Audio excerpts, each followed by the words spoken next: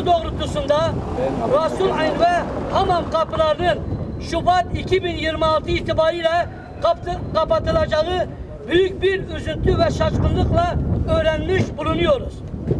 Ve soruyoruz, savaşın cefasını çeken Ceylanpınar halkı huzurun sefasını sürmeyi hak etmiyor mu?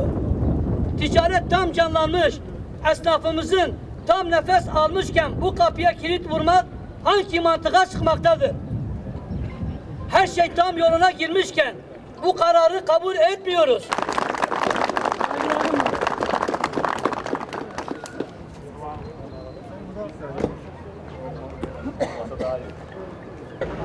نرجو من الحكومة السورية بقيادة الرئيس أحمد الشرع بإعادة الحسابات وفتح لنا أبواب رأس العين السورية وطالبين من الأبناء التركية وتجعل لنا